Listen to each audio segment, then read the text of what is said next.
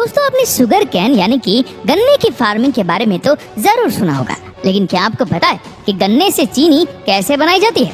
दोस्तों, चीनी बनाना कोई खाने का खेल नहीं, क्योंकि इसमें सबसे मेन चीज शुगर कैन की फार्मिंग करने में कई किसान दिन रात का पसीना बहाते हैं, तब जाकर शुगर कैन से चीनी बनाई जाती है। लेकिन क्या आपको पता है कि चीनी बनाने में गन्ने को कौन कौन सी प्रोसेस से गुजारा जाता है? इन सब के बारे में जानने के लिए बने रहिए वीडियो के अंत तक हमारे साथ।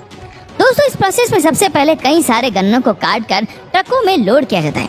ये कोई एक या दो ट्रक नहीं होते, बल्कि 50 से 60 ट्रक में भरकर गन्नों को फैक्ट्री तक पहुंचाया जाता है। इसके बाद गन्नों को ट्रक में से अनलोड किया जाता है और इसके बाद एक कन्वेयर बेल्ट पर इनको पानी से साफ किया जाता है, ताकि सभी तरह की धूल मिट्टी को इससे अलग किया जा सके। इसके बाद इन गन्नों को एक चॉपर मशीन में भेज दिया जाता है, जिसमें रोटेटिंग हैमर की मदद से इन गन्नों को छोटे छोटे पीसेस में रेशों की तरह बना दिया जाता है। रेशे बन जाने के बाद इन्हें 4 रोटेटिंग मिल्स से एक एक करके गुजारा जाता है, जिससे जूस निकल सके।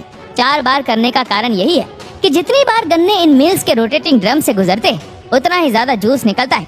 और जब सारा जूस निकाल दिया जाता है, तो जूस को पाइपलाइन से अलग अलग कर दिया जाता है और इस बचे हुए गन्ने के कचरे को यानी कि बगास को फेंकने के बजाय काम में लाया जाता है। जूस निकालने के बाद जो हिस्सा बच गया, उसे अब फ्यूल की तरह बड़े बॉयलर्स को जलाने में लगाया जाएगा और जब उन बॉयलर्स में भाप निकलेगी, तो उसे टरबाइन चलाकर बिजली बनाने के काम में लाया जाएगा। अब उस जूस को एक टैंक में डाला जाता है, जहाँ इस जूस की ब्लीचिंग होती है। इस प्रक्रिया को सल्फेशन भी कहते हैं। इसके बाद उस जूस का पीएच लेवल चेक किया जाता है, जो एक सॉल्यूशन का एसिडिक कैरेक्टर जानने के लिए इस्तेमाल में लाया जाता है। इसके बाद पहले एक लाइम या चूने के साथ पानी मिलाया जाता है और फिर उस कंटेनर में ही जूस को डालकर अच्छे से मिक्स कर दिया जाता है। ऐसा करना इसलिए जरूरी है ताकि इस जूस के एसिडिक कैरेक्टर को खत्म किया जा सके। यह मिक्सचर 6 घंटे तक मिक्स होता रहता है और अंत में जूस का कलर ब्राउन से येलो कर देता है। इसके बाद इस जूस को इवेपोरेशन प्रोसेस के लिए बड़े बड़े बॉयलर्स और कंटेनर में डाल दिया जाता है। इवेपोरेशन से पहले इस मिक्सचर में सिर्फ 15% चीनी होती है, जो इसके बाद बढ़कर 60 से 80% तक पहुंच जाती है। इस जूस को एक बार फिर से फिल्टर करने के लिए एक बड़े कंटेनर में डाल दिया जाता है, जहां हल्के होने के कारण वेस्ट पार्टिकल जूस के ऊपर तैरने लगते हैं।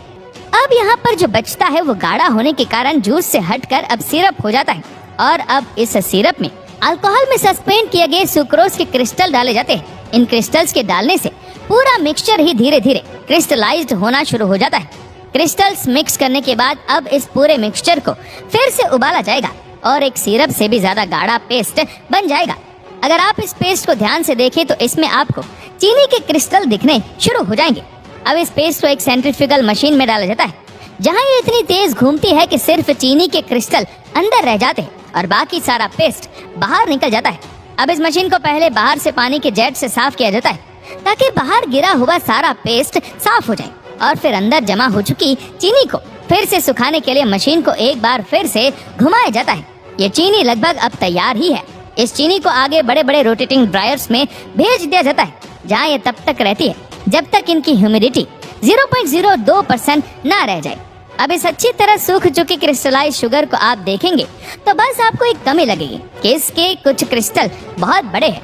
इन क्रिस्टल्स को अलग करने के लिए 3 तरह के फिल्टर या छलनी से होकर गुजारा जाता है, जिनके नीचे इन्हें कलेक्ट करने के लिए कंटेनर्स लगे होते हैं, जो अलग अलग स्टेज में अलग अलग आकार की चीनी को कलेक्ट करते हैं। और आखिर में जब ये चीनी तैयार हो जाती है, तो इन्हें बड़े बड़े बैग में भरकर पैक कर दिया जाता है और इन्हें बेचने के लिए मार्केट में भेज दिया जाता है।